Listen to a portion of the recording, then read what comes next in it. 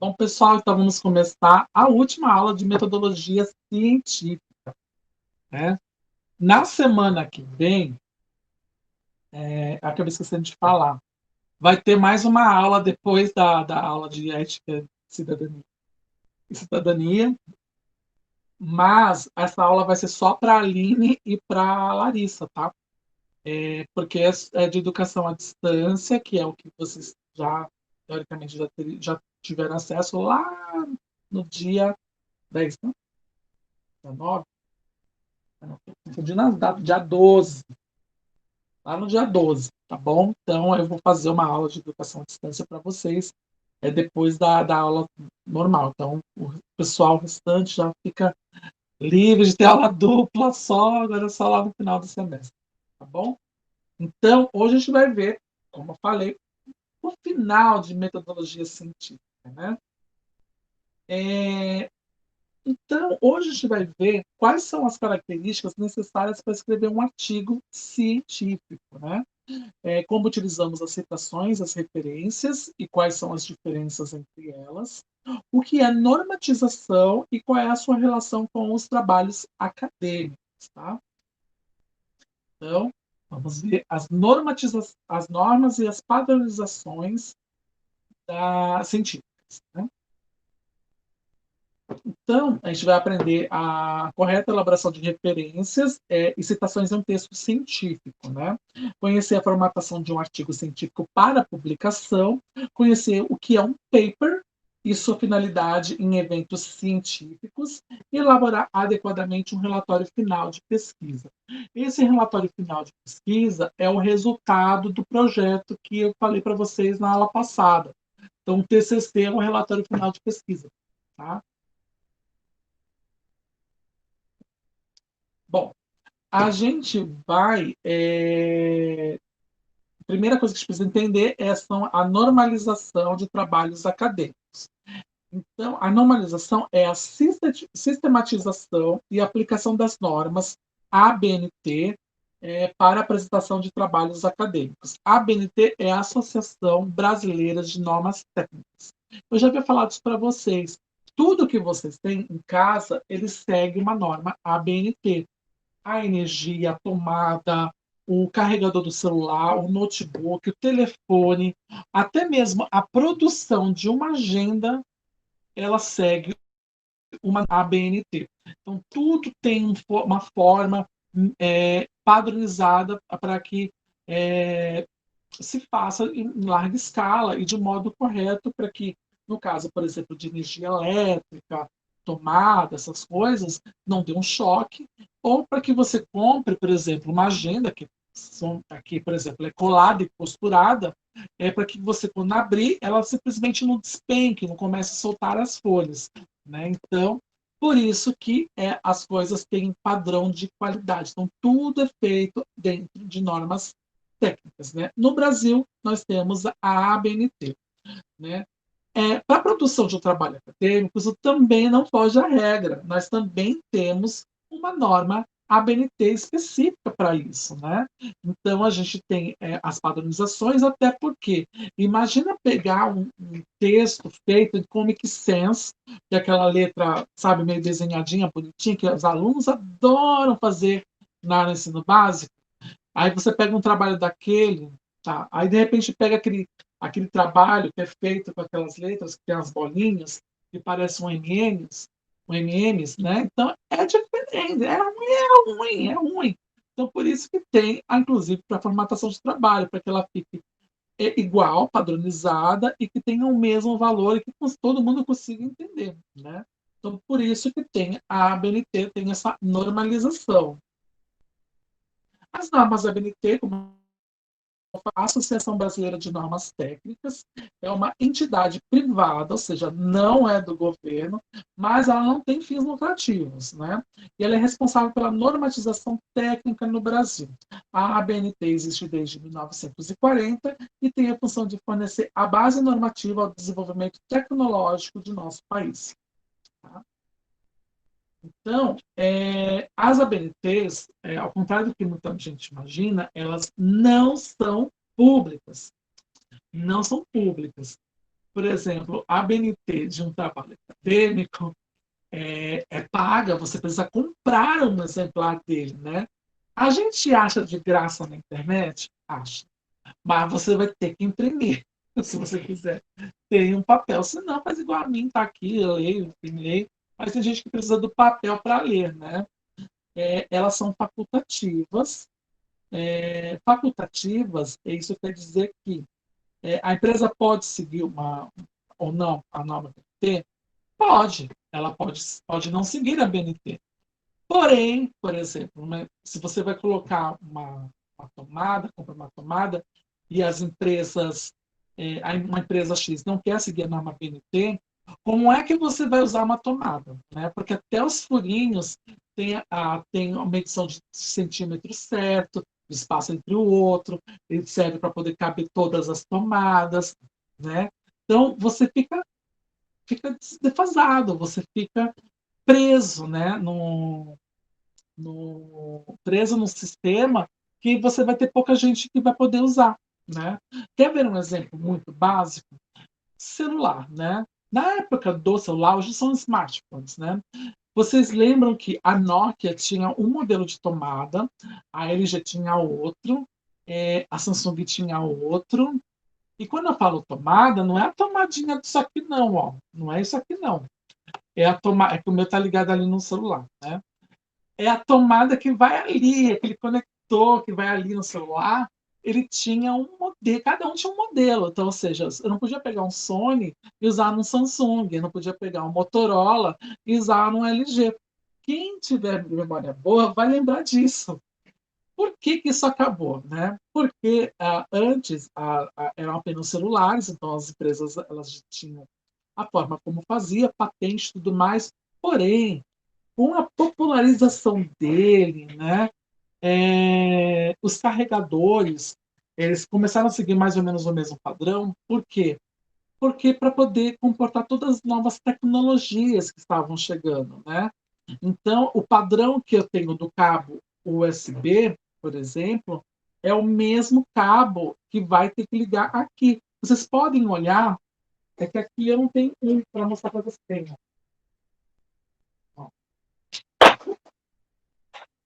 Eu deixo aqui separado para ficar tudo certo. Vocês podem reparar que hoje todo cabo ele vem com essa pontinha aqui. Isso aqui é chamado de cabo USB, né? E é USB padrão. É aquela que eu ligo aqui em qualquer outro computador. Por quê? Porque antes os celulares, ele era apenas um telefone que tinha contatos, alguns joguinhos. Hoje não, o celular você tira foto, você grava vídeo, você baixa livros, você pega conteúdo e coloca aqui. Então, por isso que passou a ter esse cabo aqui, em todos eles, né? Quando não vem esse, ele vem um outro separado junto com o carregador. Por exemplo, o meu sai. Só que tem também um outro tipo de padrão, que é esse daqui. Esse daqui é diferente do meu, que está aqui. Né? O meu ali é chamado de USB-C, né? E ele é mais recente e tudo mais. Hoje, agora os novos celulares vêm com esse tipo de carregador. Mas isso aqui foi o que mais imperou, né, durante muito tempo. Por quê? Porque a Google, por conta das tecnologias, ela precisava de um tipo de carregador que passasse isso para o computador. Então, por isso que se popularizou esse tipo de USB, que é chamado de mini USB, né? Aí, aqui, ó, a Vanessa falou, verdade, cada um tinha um. A Leite falou, o celular da Apple ainda tem isso, a minha filha não, minha filha tem, não pode usar outro carregador. Exatamente, eu sei por conta do meu iPad. Antes, o carregador do iPhone era gigantesco, era assim, era grosso, né? Era tipo um metalzão que se encaixava, né? Hoje não, hoje é assim fininho, né? Ele também tinha esse cabo aqui USB, porque afinal de contas era um celular que ia passar dados, né? Ou seja, tanto de um lado quanto para o outro, mas ele tem hoje o que ele chama de ponta Lightning, né? Então, por isso que hoje tem essa compatibilidade de Android com iOS, né, que é o da Apple. Então, por isso que virou esse padrão, e esse padrão também foi adotado no Brasil. Né? Então, até mesmo a produção desse cabo aqui no Brasil, ele vai seguir um padrão, ele vai seguir um padrão, né? Então, e isso é feito através das normas da BNT. Então, os cabos ficaram assim por conta da norma BNT? Não. Mas como os cabos começaram a ser universais, ele precisou ter uma normativa aqui no Brasil para que as outras empresas pudessem reproduzir. Antes não tinha norma BNT para a produção desses cabos, né? A própria empresa, quando ela fazia a norma BNT do celular para produzir no Brasil, ela não precisava seguir uma norma BNT, ela só precisava seguir norma BNT na parte de carregamento, só nessa parte aqui de carregar, não ali no cabo, na pontinha do cabo quando você conecta o aparelho. Então é isso para vocês entenderem a importância da BNT, né? E porque elas são facultativas, né? E ela é a mais utilizada nacionalmente. Afinal de contas, ela é uma associação que já tem 80 anos, então ela guarda toda essa documentação, porque se eu quiser fazer um carregador para um celular Android, ou até mesmo para um iPhone, eu vou seguir as especificações que essas empresas publicaram pelas normas da ABNT, aqui no Brasil. Aqui, aqui no Brasil, tá bom? Toda instituição de ensino pode adotá-las em parte ou no seu todo, né? Por quê? Porque as instituições de ensino, a mesma norma BNT, ela tem um mínimo a ser respeitada, né? Geralmente a gente diz que está relativa apenas à configuração de página. Essa configuração de página não é exclusivamente só o tamanho, que é 333, 2,5, não. Também está relativo à fonte que você usa, o tamanho da fonte e como está disposto o texto. Mas todas as outras elas podem ser adaptadas pelas instituições de ensino, né? Para vocês já saberem, o livro de vocês de metodologia de trabalho científico, com os dados que estão lá, ele já está adaptado na BNT e também no formato adotado pela faculdade, pela Anhanguera, tá bom? É, a gente Isso é só para vocês entenderem o que é normalização e ABNT. A gente vai agora falar sobre as normas de citação, né? A citação é citar e mencionar no texto de sua autoria informações advindas, ou seja, que vêm de outras fontes, garantindo os direitos autorais, porém comunicando via texto escrito que essa ideia, conceito ou que seja, não são de sua elaboração, mas sim de outras pessoas e entidades. Por quê? Porque quando você não cita, você está cometendo um crime previsto no Código Penal. É a lei do. Aliás, lei do plágio não. Você está cometendo um plágio. Plágio é crime. Porque você está assumindo a identidade. É... Esqueci o nome da palavra. Você está praticando falsidade ideológica de algo. Você está assumindo a identidade, a autoria de algo que não é seu. Então, sempre na licitação, conforme a BNT 10.520, nós precisamos citar a fonte. Sempre, sempre, sempre, sempre. Mas em todas as vezes, sim, até quando você parafraseia algo, você precisa citar a fonte.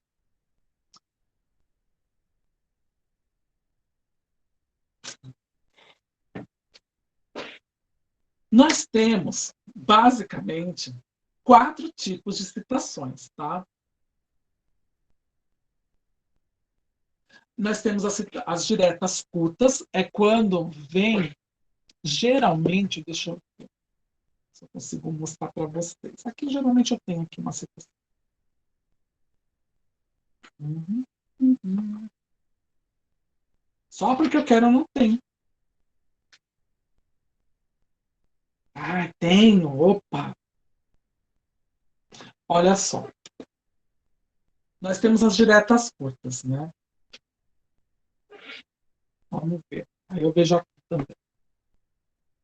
Opa! Acho que não vai dar muito certo.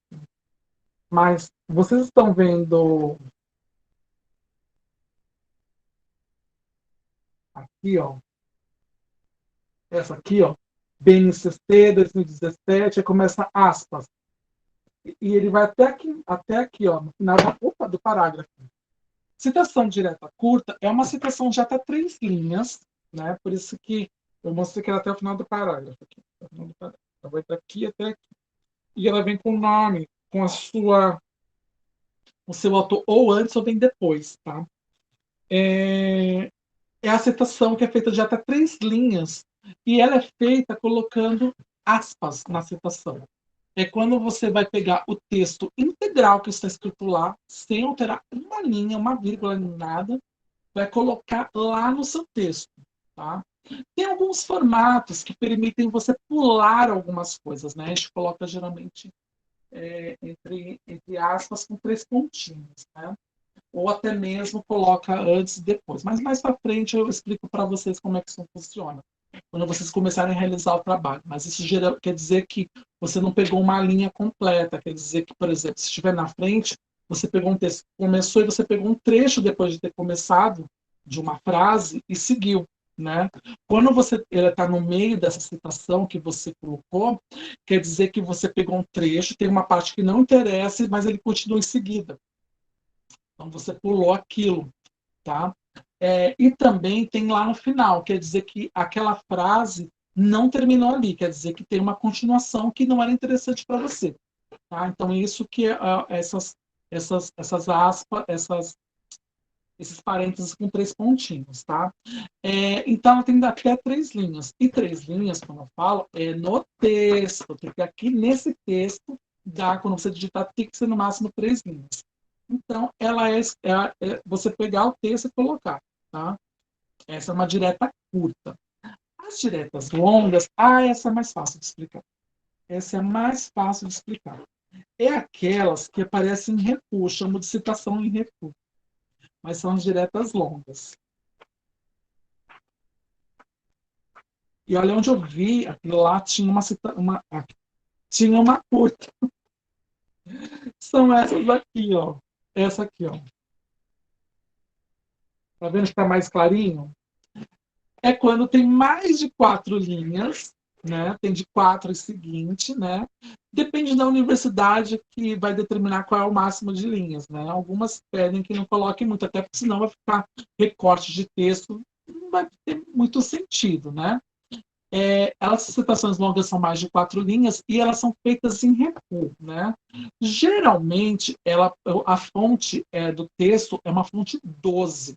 Para essas citações em recuo, a citação longa, direta longa, nós baixamos a fonte nessa parte da citação para a fonte número 10, tá? Número 10. A gente diminui. Algumas universidades pedem 11. Se eu não me engano, a Anhanguera pede 10 mesmo, porque é uma fonte menor, tá? Uma ou duas fontes menores, tá? É o mesmo texto. É Arial ou Times New Roman, né? Também tem diferença de uma fonte para outra, mas depois eu explico para vocês que é bem facinho a diferença de uma para outra, qual que escolher. Então, ela é uma citação longa e ela vem também em recuo, por quê? Quando você criar o seu texto, você vai olhar, deixa eu abrir aqui o Word, você vai olhar na régua do Word,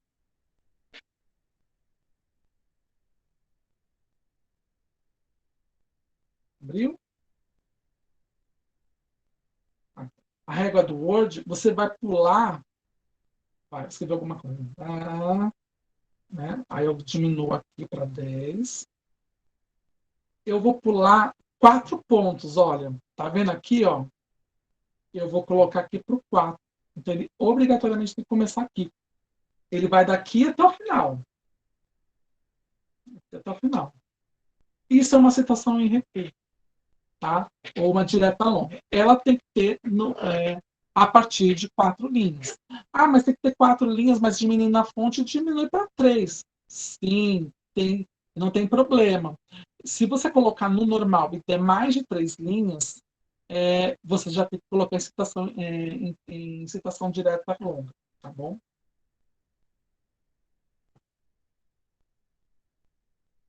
Temos a citação indireta. A citação indireta é quando você pega um texto e ele está com o nome segundo fulano e continua o texto, como se nada tivesse acontecido. Não tem aspas, né? E nem citação longa, não tem. Isso quer dizer que você parafraseou aquilo, então é uma citação indireta, tá? Então, essas que vocês parafraseiam, que precisam também referenciar, são chamadas de citações indiretas, tá? Não tem limite. O importante é que você apenas identifique o autor e você pode parafrasear tudo que você quiser, né? Óbvio que não tudo do texto dele, né? Senão aí é também plágio. Mas você vai citar e vai utilizar como citação, segundo aquilo, colocando as suas impressões também. E por último, nós temos o chamado APUD. APUD, que significa citação da citação, né? Ele geralmente pode aparecer tanto em direta curta, quanto em direta longa, como em direta. Ela aparece nas três. Só que no momento, como é que vai funcionar um para o outro, né? A diferença de um para o outro. Vai funcionar que você vai colocar primeiro o nome do texto que você leu, aí vai colocar a PUD e o nome do autor daquele trecho do livro da pessoa. Tá? Não é difícil. De você de como o Lucas falou, continua como. Ah, tá, do direto. Então, a citação em Apud é essa. Ela quer dizer que no texto ele viu lá uma citação direta, uma citação indireta, e você decidiu usar aquilo. Eu posso usar uma citação direta desse que usou um exemplo, é uma citação direta. A diferença é que, além do nome dele, eu vou colocar Apud, o nome do autor daquele texto. A ordem sempre é essa. Da onde você pegou, acude o nome do autor do original, tá bom? É esse que vocês precisam gravar.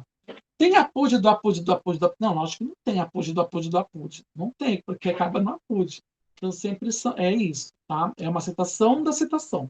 Ela pode ser tanto curta, quanto longa, quanto indireta. A diferença é só isso, que tem um apude no nome da identificação.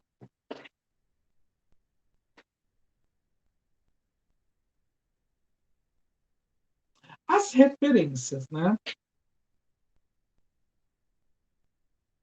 Eu tenho os modelos aqui para mostrar para vocês. Acho que vai ficar mais,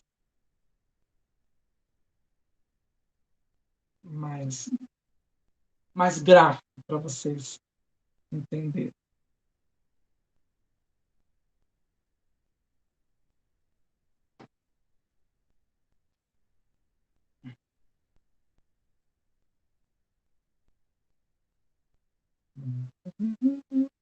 Vamos lá, apresentar. Inteira, compartilhar, vamos para cá. Essa aqui é a citação direta. Ó. Certo, certo é o nome da pessoa, tá?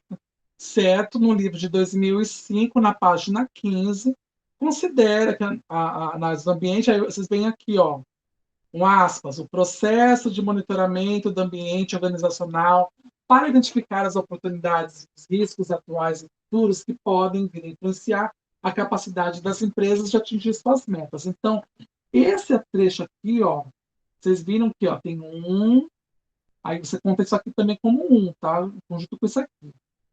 2, 3, tá? Então, ele teria que acabar aqui, não sei se aparece minha mãozinha aqui, mas teria que acabar aqui. Tá? Então, você conta os três aqui, ó. Deu 3 linhas. Tá? Então, vocês veem que tem aqui a aspas aqui e tem a outra aspas aqui. Tá? Então, isso aqui é uma citação direta, de até 3 linhas. A citação indireta, como eu falei para vocês, ela vem aqui, ó, em alguns pontos para frente, são 4 pontos. Nunca esqueça. Aí vem aqui, ó, o trecho completo, menor, uma fonte menor, e vocês vão reparar aqui, ó, que o nome do autor está aqui, ó. De novo, a diferença de um para o outro é que aqui está minúsculo e aqui está maiúsculo, né? É assim nesse formato. A gente sempre usa o último sobrenome do autor, sempre o último sobrenome, tá? Vírgula 2005, página 95, tá? Agora nós temos a citação direta aqui, ó. Ó, são duas formas. Ou você cita dessa forma aqui, ó, para Terence, com o nome do autor dentro do texto, ou ao final, com o nome em maiúsculo, tá? Isso quer dizer que o que eu li antes pertence a esses dois autores. É o mesmo livro, dois autores, tá?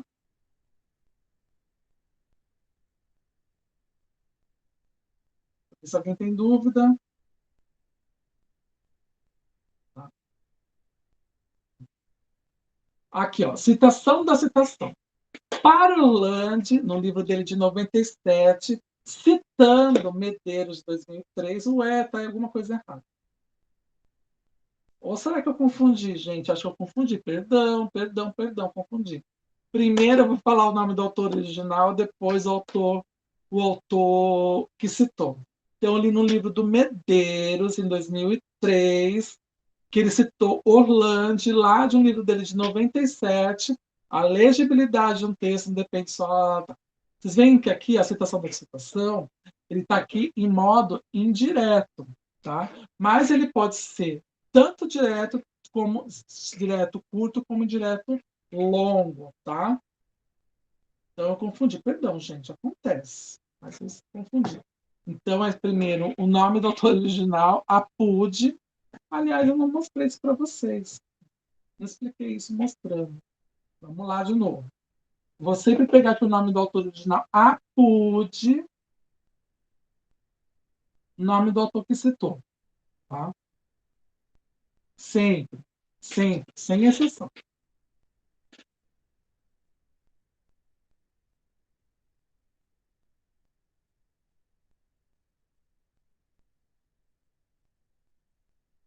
Agora a gente vai ver as referências, né?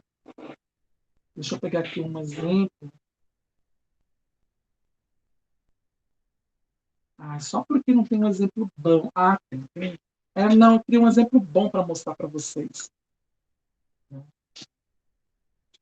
50, exemplos de 50.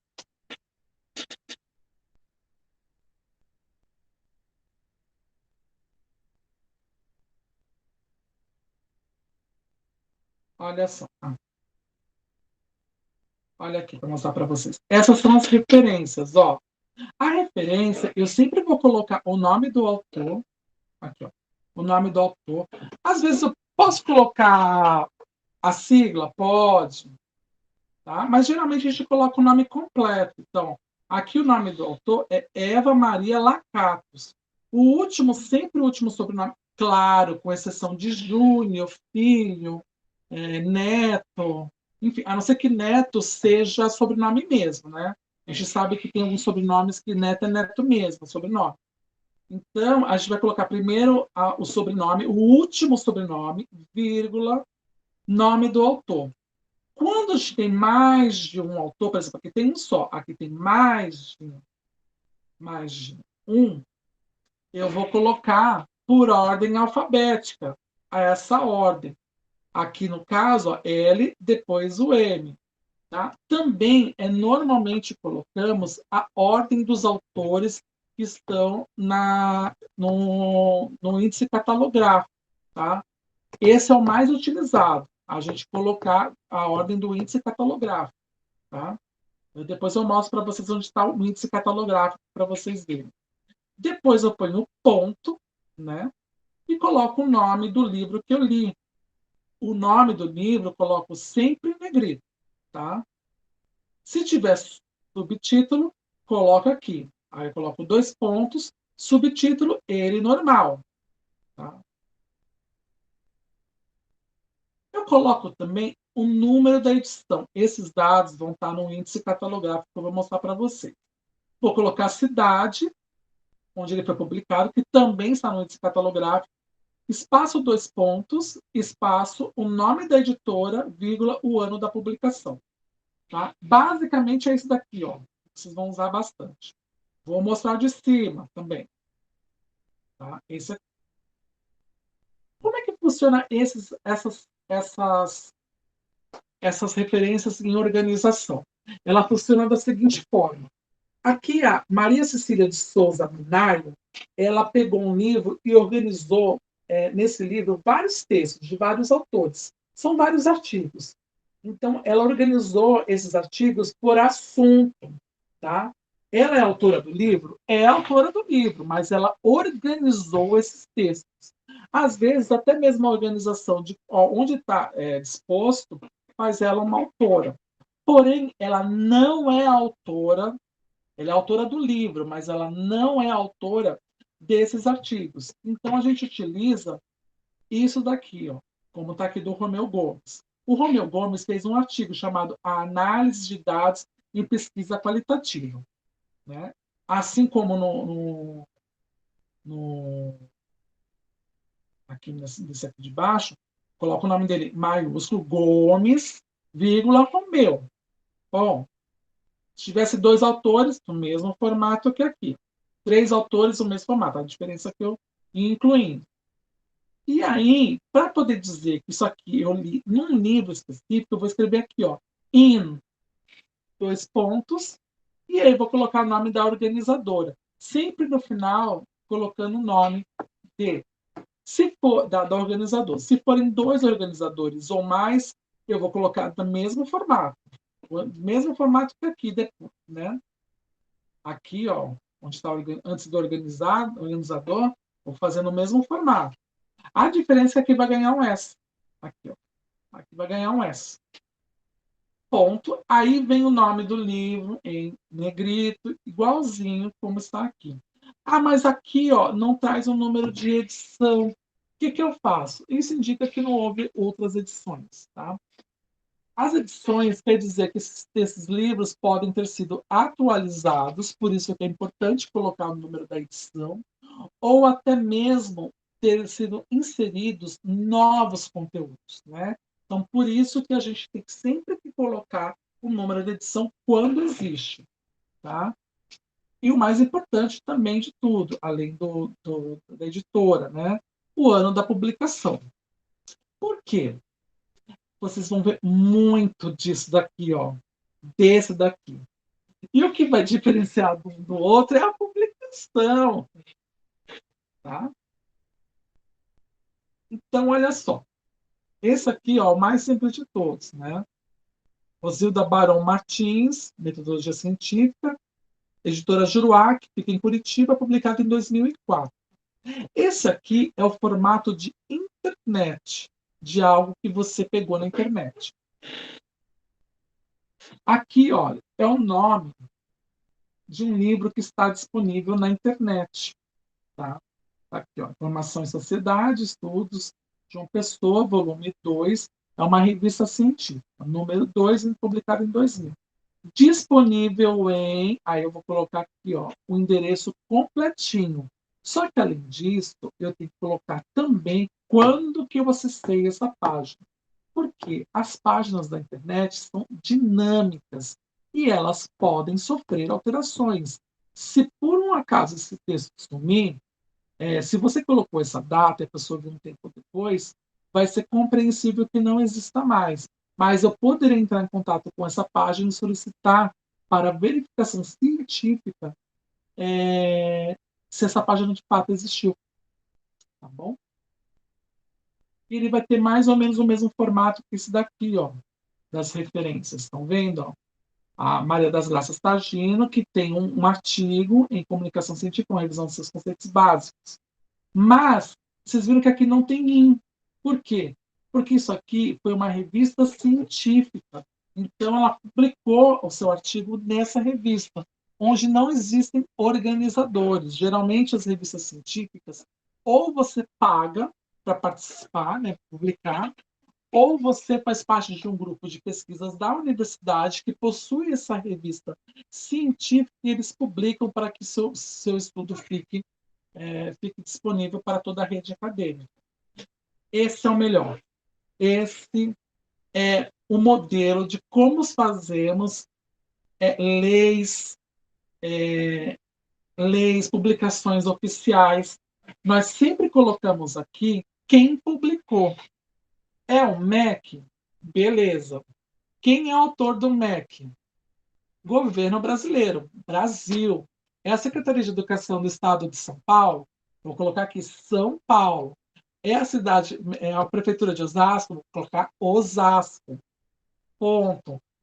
O órgão que publicou aquele documento. Secretaria de Educação Fundamental. E o nome do documento. Como tem subtítulo, igualzinho como eu havia falado antes. Onde está o MEC? Está em Brasília. E quem publicou foi o MEC, através de sua Secretaria de Educação Fundamental, em 1998.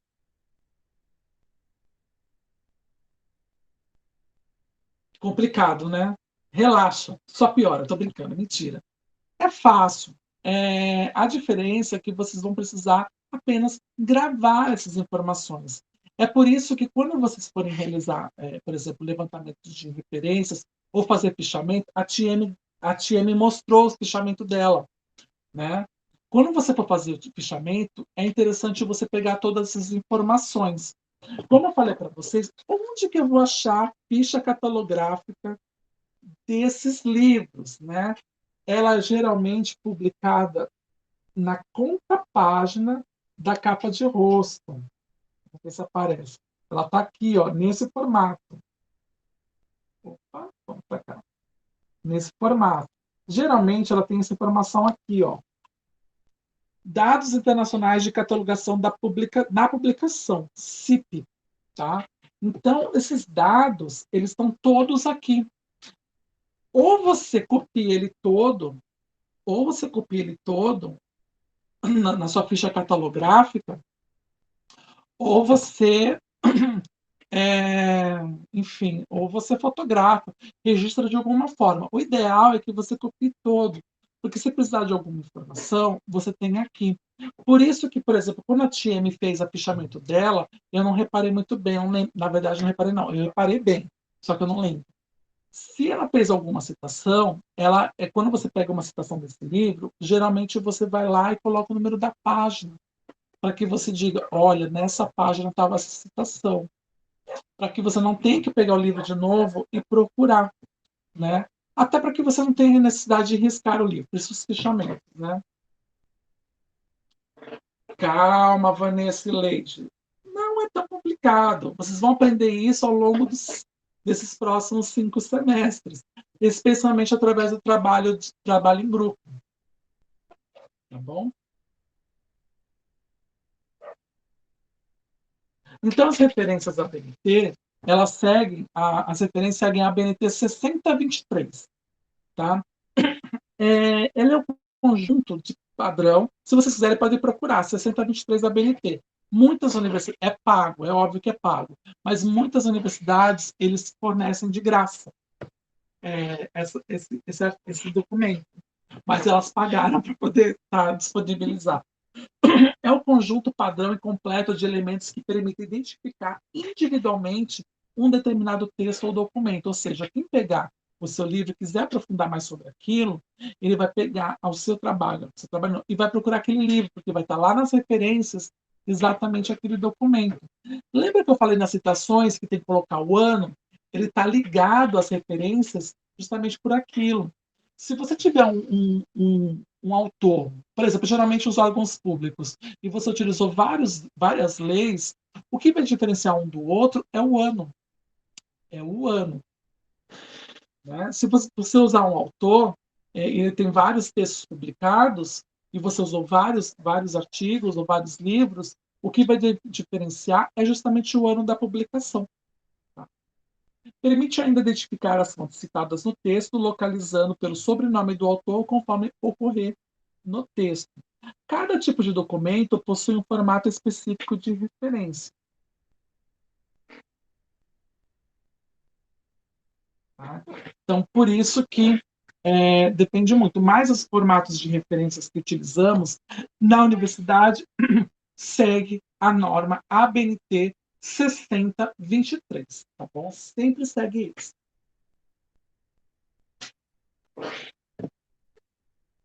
Essa norma, 6023. É a norma, não é o norma. Artigo científico. Então, o artigo científico, ele depende de um projeto de pesquisa e a aplicação de um método científico, né? Ele não possui capa ou folha de rosto, não possui porque ele é um artigo Diferente do trabalho de conclusão de curso, que geralmente é uma monografia, né? Monografia é quando você fala sobre um único assunto. A exceção é quando é a apresentação em disciplinas, né? Então, quando você vai fazer um artigo para uma disciplina específica, é necessário uma capa.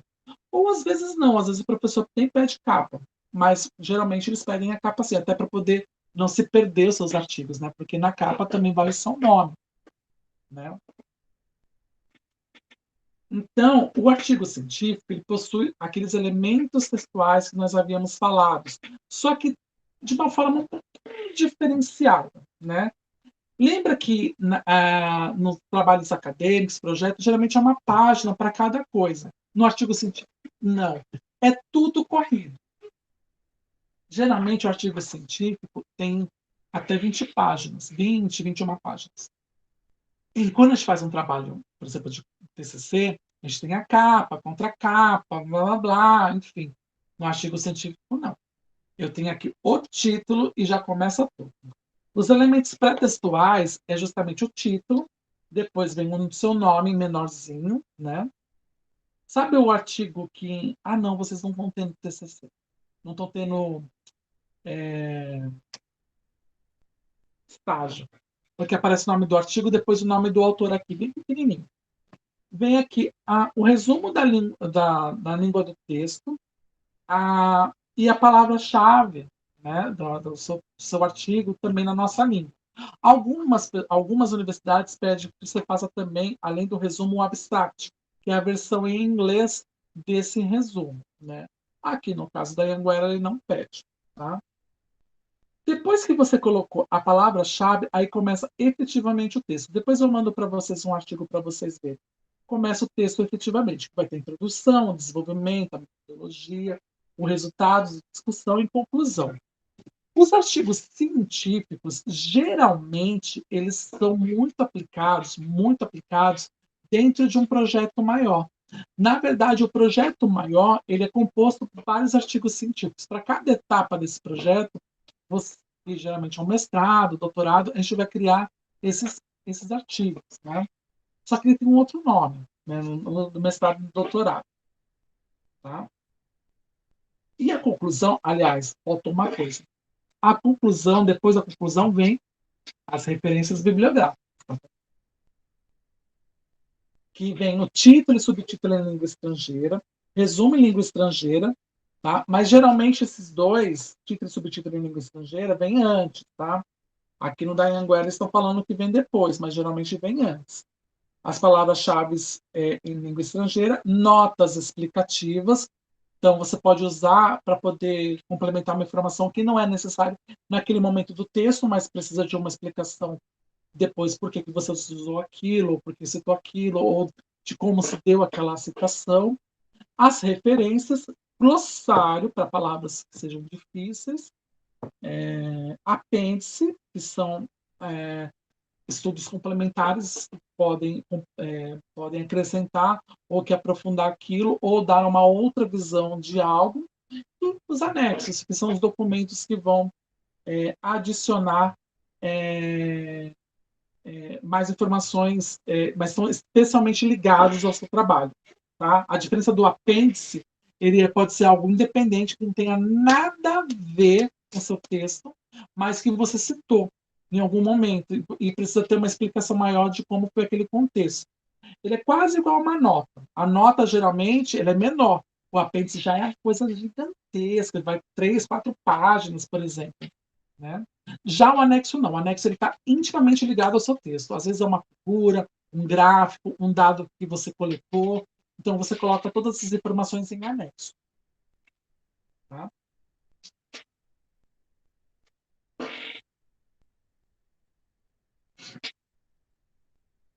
O artigo científico é um estudo científico completo que permite ao leitor o conhecimento do teor da pesquisa, uma vez que descreve a metodologia utilizada e os resultados obtidos. Então, ele é quase igual a um trabalho acadêmico.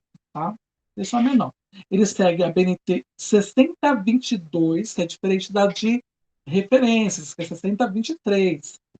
E eles podem e as revistas científicas, elas podem ter normas próprias, né? Não precisa seguir a BNT. Geralmente ela segue, tá?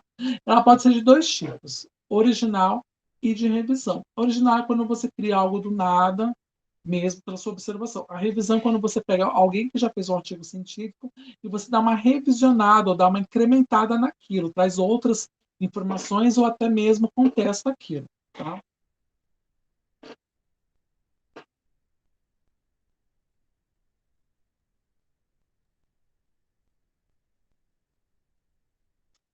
Eu falei da revista científica, né? O que se deve ser levado? As revistas científicas geralmente são uma coleção de artigos publicados por universidades. Como eu falei, algumas são pagas, você paga para estar naquela revista, para ser publicado.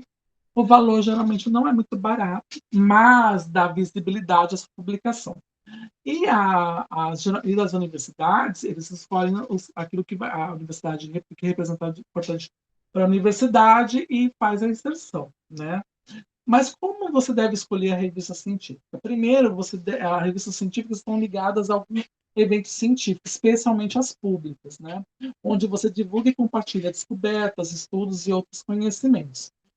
Também abre espaço para a apresentação de estudos e debates sobre ele, que podem até mesmo incrementar aquilo que você está fazendo. Né? Quais são os tipos de eventos? São os congressos, as convenções, o simpósio, fórum, conferência, palestra, jornadas, encontro, feira, painel, sessão de comunicação e apresentação de pôsteres. Né? Pode ser também, eu adoro falar isso, anais de congresso. Anais de congresso significa o resultado do congresso, tá? Apesar do nome ser meio pornográfico, mas não é não. É o resultado daquilo que foi feito, estudado, debatido lá, inclusive até mesmo quando outras pessoas participam daquele complementando algumas informações, debatem, né? A comunicação científica, ela vem através da exposição dos resultados de um estudo, né? Ou seja, você estudar algo que vai complementar alguma coisa, divulgação de novas informações científicas, a apresentação oral, ela precisa ter um tempo limitado, até porque não é para você ler o texto e tal, né? E a estrutura, né? Ela tem que ter uma folha de rosto, uma sinopse, o conteúdo, que é a introdução, desenvolvimento, conclusão e a bibliografia. Então, ele é um pré-artigo, né, científico. Ele é diferente porque não traz todos aqueles elementos textuais. Né? Paper, né? O paper ele é a síntese de uma comunicação oral, ou seja, tudo aquilo que eu estou explicando aqui, por exemplo, eu leio de um paper, né? Eu vou explicando várias coisas, ele traz tudo aquilo de modo bem sintetizado, bem macro daquilo que eu estou falando. É o resumo, né? Ele é um texto contendo um resumo ou conteúdo integral. A finalidade do paper é a publicação em atas de congressos, seminários ou em anais de congressos. Né?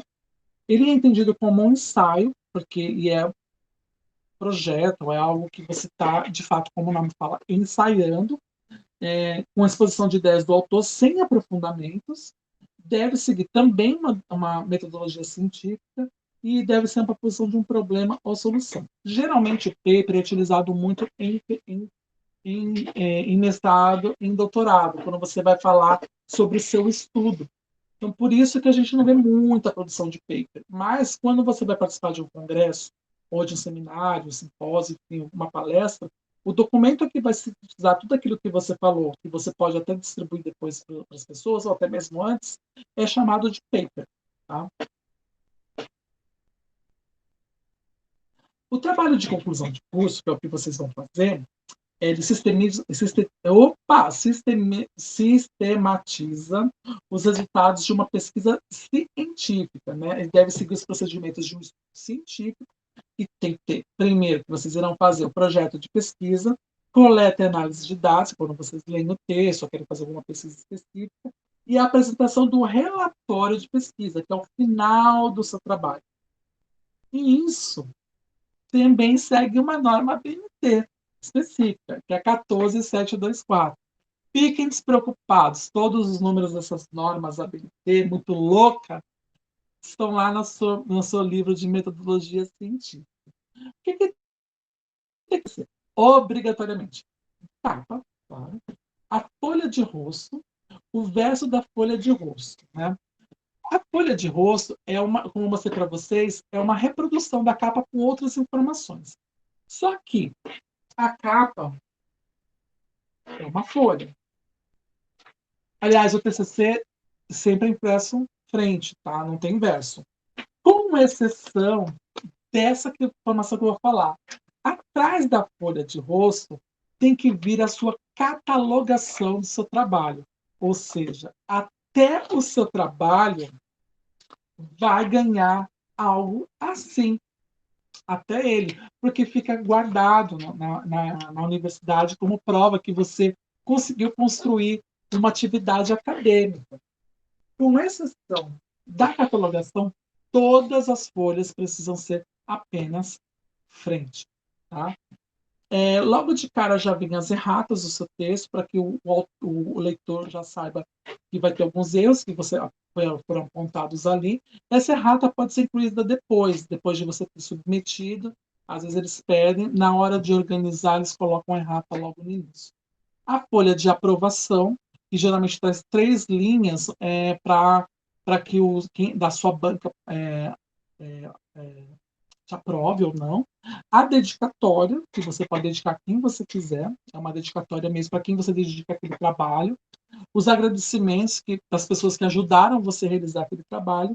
E a epígrafe. A epígrafe, ela é como se fosse uma apresentação do seu trabalho que pode até ter motivado. A epígrafe, por exemplo, num livro, mostra uma pequena história para que você entenda o livro em si, né? Então, ele também é chamado de prólogo, né? No final, depois disso, da epígrafe, vem o resumo em língua vernácula, na sua língua na terra, em português. E embaixo desse resumo, vem as palavras-chave. Na outra folha, o resumo em língua estrangeira, a ser determinado pelas universidades ou faculdade ou instituição que você estiver fazendo. A língua era inglês. Tá? Listas. As listas vêm antes do sumário por quê? Ele traz a ordem das ilustrações, tabelas, abreviações utilizadas, siglas utilizadas e os símbolos que estão lá dentro do seu texto. Tá? E por último vem o sumário. O sumário a gente chama muito de índice, né? Que o sumário, na verdade, é só a identificação da página onde está cada coisa. Introdução, desenvolvimento 1, desenvolvimento 2, desenvolvimento 3, e assim vai. Tá? Os elementos textuais, óbvio, introdução. A introdução é um resumo também do seu texto, resumo mesmo do seu texto. A diferença do resumo para a introdução é que o resumo não pode ter mais do que uma linha inteira de uma frase, né? Ou de ideias principais. Ele é um resumo mesmo. Já a introdução, ele já é um resumo mais elaborado, onde se alguém quiser ler, gostei do resumo vai da Lady. Deixa eu dar uma olhada na introdução para ver como é que é o trabalho dela, mais aprofundado. Ah, gostei. Então vamos ler o trabalho dela.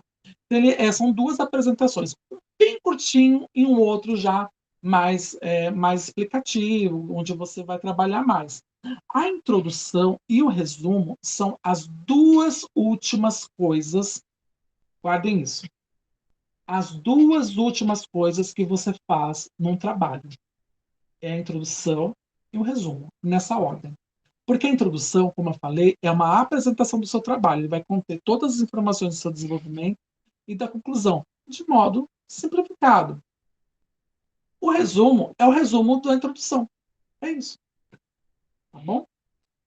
Então, vai ter o desenvolvimento, que é o trabalho propriamente dito, e a conclusão, que vai trazer o que aquele experimento, aquela experiência que você fez, o que aquilo resultou. Tá? Então, é a conclusão. E, por fim, vem os elementos pós-textuais.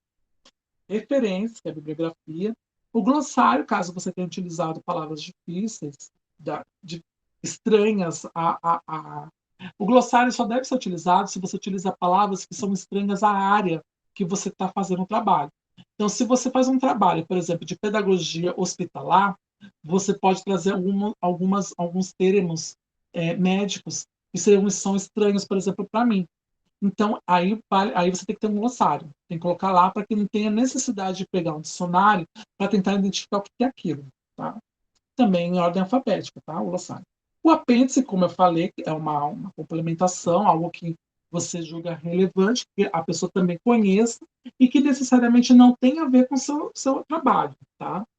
O anexo, que traz itens que complementam o seu trabalho, que pode complementar as ilustrações, as tabelas, uma notícia, um artigo extra.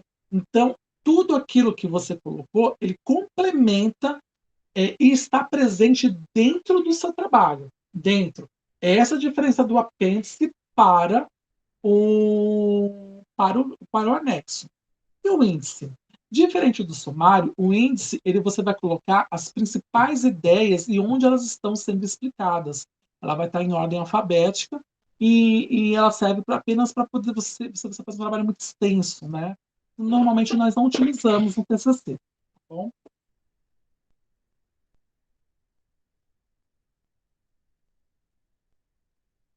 E é isso. Dúvidas? Hum, hum, hum. Muitas. Eu sei que vocês estão assim, gente, tô louca, muita coisa para ver. Relaxa. Primeira coisa que vocês precisam guardar é sempre esse livro de metodologia científica. A segunda é já procurar isso no Google. É que eu não posso passar para vocês. Não posso. Vocês têm que procurar no Google. A BNT 6023, que são as de referências, e a 14 não é difícil. Ela é só um pouco complexa, mas depois do momento que você pegar a manha, hoje eu já consigo, eu só de olhar já sei o formato da BNT. Eu já faço de cor. É porque eu fiz vários? É porque eu fiz vários. Não vou mentir, não. Ai, eu sou maravilhoso. Não, porque eu fiz vários. Você acaba decorando. Mas não é difícil. E parece complicado. A primeira coisa que vocês devem fazer, qualquer trabalho, não se preocupar com formatação. Não se preocupa. Faz o texto do formato que tem que fazer um texto. Lembra que eu falei que a última coisa é a introdução e o resumo? Sim, no seu trabalho. Depois que você tem tudo, é aí que você faz a formatação. É aí, nesse momento, que você faz a formatação. Porque aí você consegue organizar tudo de modo mais harmônico, sem erros. Ah, eu tirei uma parte, ficou estranho, com uma configuração errada. Não se preocupa no primeiro momento em configurações, em formatação. Isso você se preocupa depois. Então, como eu falei para vocês, as normas ABNT que vocês devem gravar é a 6023. Aqui está 2002, mas se eu não me engano tem uma nova, tá? E oh, meu Deus, amor, cadê?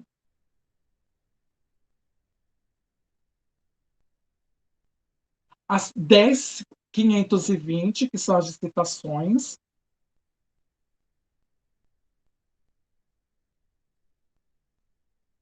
E a 14 alguma coisa. Peraí. Que é do TCC de vocês. 14724. Tá? Então, esses três BNTs vocês precisam ter. Sempre. Tá? Sempre. Esses três números estão também na metodologia científica, no livro, mas são essas três que vocês precisam gravar, salvar, guardar junto com o livrinho de vocês de metodologia científica, tá bom? Mas não fiquem com medo, é muito difícil, muita coisa. Não. Acredite, é fácil. A única coisa que você precisa, quando for realizar o trabalho, é fazer as anotações, fazer fichamento, pegar essas informações para guardar. Depois, quando vocês forem fazer a, a formatação, juro para vocês, se vocês levarem 1 hora, vai ser muito para formatar. Mas muito mesmo. Só se tiver muita coisa para formatar, mas muita coisa mesmo. Porque vocês conseguem formatar isso rapidinho. Juro. Estou chutando assim por alto 1 hora. Mas vocês não vão levar tudo isso. Vocês vão levar muito rápido. Então, por isso que no primeiro momento, quando vocês realizarem as pesquisas, não se preocupem com formatação. Se preocupem em realizar o texto, deixar tudo guardado, salvo. Necessariamente você não precisa escrever em ordem. Você pode escrever um esboço, depois ir acrescentando coisas, desde que, óbvio, fique tudo coerente. Uma coisa tem que andar para vocês realizarem. Mas não se preocupem. É normal, é o primeiro contato assim, talvez seja o primeiro contato de vocês com normas acadêmicas, mas não é difícil, juro mesmo, não é difícil. É que realmente é muita informação. Mas na hora que vocês realizarem presencialmente, aliás, efetivamente, vocês irão ver que é fácil até, não é tão difícil. Só precisam prestar atenção nas referências, citações, na formatação, tá bom? Então, já toma um floral, relaxa, tudo dá certo, tá bom? Porque eu não quero ninguém pagando para ninguém formatar nada para vocês, porque é um dinheiro jogado fora, juro por Deus. É fácil para vocês realizar, tá bom? E óbvio, eu vou tentar auxiliar ao máximo de vocês quando vocês realizarem o TCC de vocês. Então vocês não precisam, meu Deus, não, vou auxiliar vocês, tá bom? Então, gente, se tiverem alguma pergunta, não tiverem, é por hoje é só. E finalizou a disciplina, semana que vem vocês passam a ter apenas uma disciplina. E é isso, tá bom? Tchau para vocês, até semana que vem.